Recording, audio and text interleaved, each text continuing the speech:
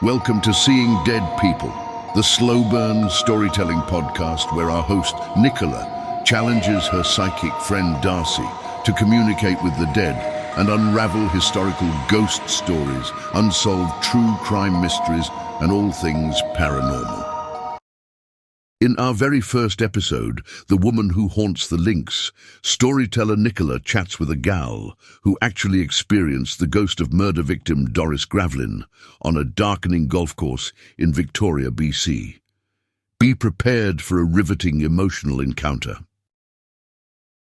And now, snuggle closer to your speaker. You're about to hear from Nikki, who believes she met the ghost of Doris Gravlin.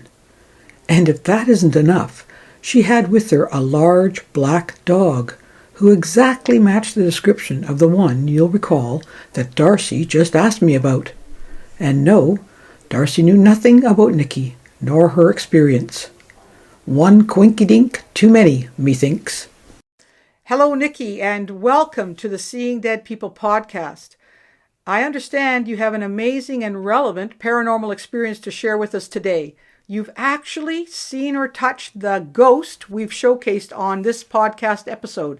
Can you tell me a little bit about your experience?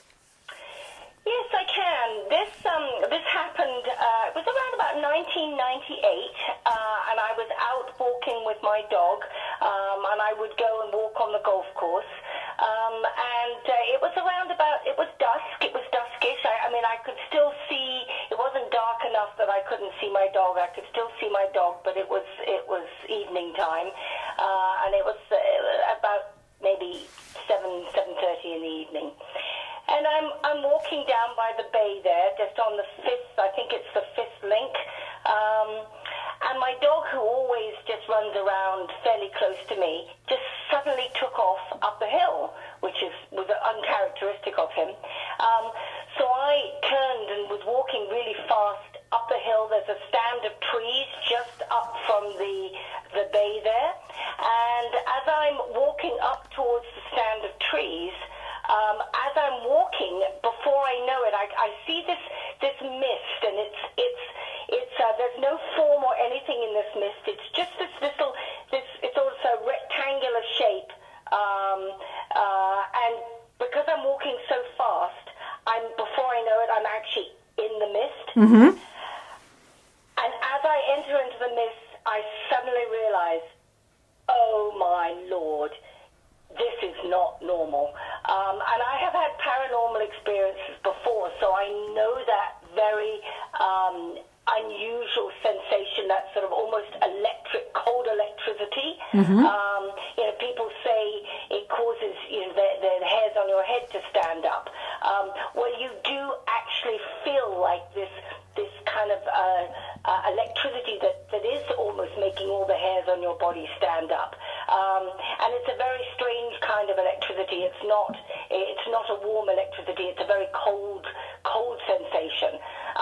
But so there was that physical feeling, but it was the unbelievable oppression and sadness that I felt. It only took me I was maybe through the mist in 2 or 3 paces, but as I passed through, it was this glomping on of sadness into my soul, and a just incredible oppressive feeling of tragedy, and I realized that this was really not normal at all, and I walked really fast through it.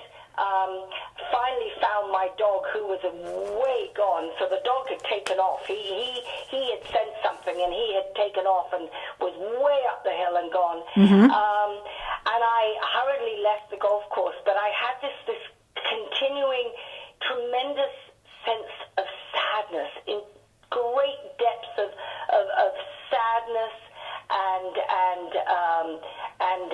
just oppression. There was no sense of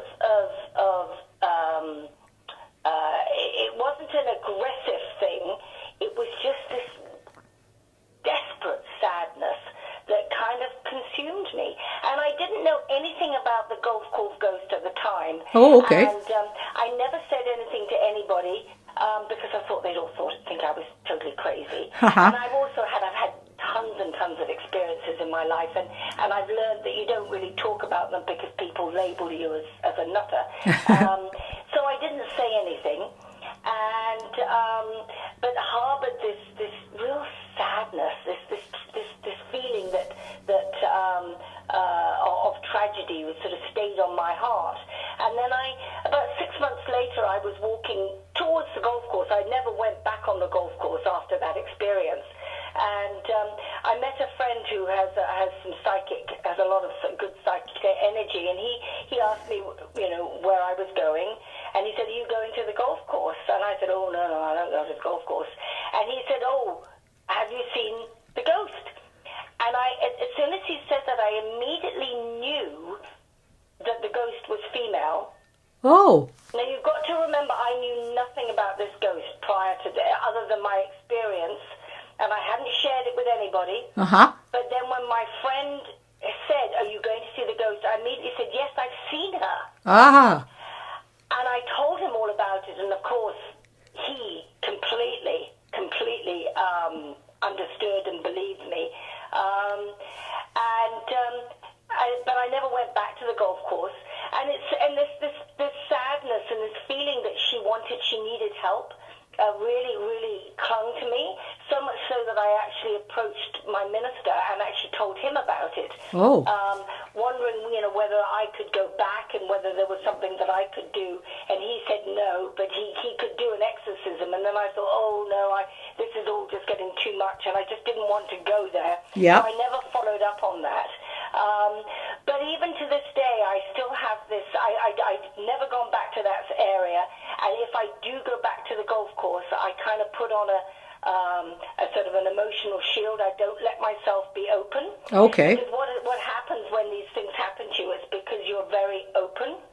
And I had been, that night when I had seen this, I had been in that wonderful, not having any conscious thought, kind of meditative open space, enjoying my walk.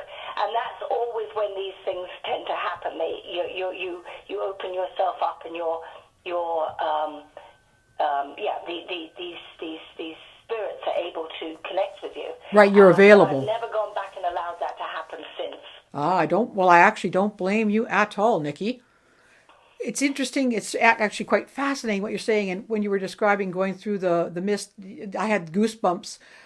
You're describing pretty well to a T what I've read about and heard about the ghost on the golf course, the idea of the mist, the idea that it's female, that there's a tremendous sadness, that there is an oppression, that there's a need for help, that there's a coldness, iciness, and electricity. I mean, you've just hit all the other people's experiences, just hit totally on the nail on the head with them. And it's quite remarkable because our psychic Darcy, as part of our program, we're discussing this incident, this sad murder of Doris Gravlin, and Darcy's giving us her ideas of what the experience was like for Doris and for Victor at the time. And she says the same sorts of experiences, that she feels that Doris has this tremendous sadness, this overwhelming oppression, and this need for help. So it's remarkable how you are mirroring what Darcy is saying and what has been sort of the local lore on the golf course. Yes, yeah. She's unique in the fact that she really seems to be reaching out. Yes.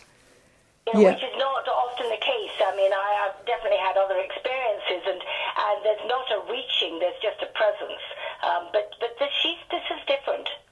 Right. Well, one of the things Darcy has mentioned is she feels that due to the way Doris lost her life in such a violent and sudden and unexpected manner, that she's not able to pass over to the other side, that she's needing help to do that. And Darcy has talked about somebody needs to go and help her pass to the other side. And one of the possible future episodes that we're planning on doing is for Darcy and I to do just that. So if we undertake that, I will let you know. You may or may not wish to join us at the time. Thank you. Yes, I may. I will have to kind of steel myself and get myself into the right state, because it's when you're open and these things come in, it's quite it can be very alarming and quite Well, thank you. When you say that, it's very interesting because I don't think I've experienced that kind of level of almost terror and that lingering level of terror that you've experienced. So I can certainly try to appreciate how you wouldn't want to open yourself up to it again. Yeah, yes. Although I may do it well supported. Okay. Well, thank you very much, Nikki. I greatly appreciate you taking the time and letting us know what your experience was. I know it isn't easy to put your mind back into those circumstances. You're very welcome. And I hope Doris finds some peace. I do too. Thank you so much. You're welcome. If you enjoyed this Seeing Dead People highlight, please consider subscribing to our YouTube channel, where you may hear this entire spooky episode, along with many more of Nicola's compelling mystery stories, all showcasing Darcy's astonishing psychic abilities. Thank you for listening to Seeing Dead People, where goosebumps are guaranteed. We would love to hear from you with questions for Darcy about her psychic process or suggestions for other mystifying situations you would like us to investigate. Please shoot us an email to info@radiosydney.ca with Seeing Dead People in the subject line. New episodes air on our website, radiosydney.ca, on the first Saturday of every month. Episodes repeat Saturday nights at 8 p.m. and Sunday mornings at 10 a.m., both Pacific time. All episodes are available as downloadable podcasts at our website or on our YouTube channel, Nicola Furlong Mysteries. I'm Dorian Mortis, weirdly keen on seeing dead people.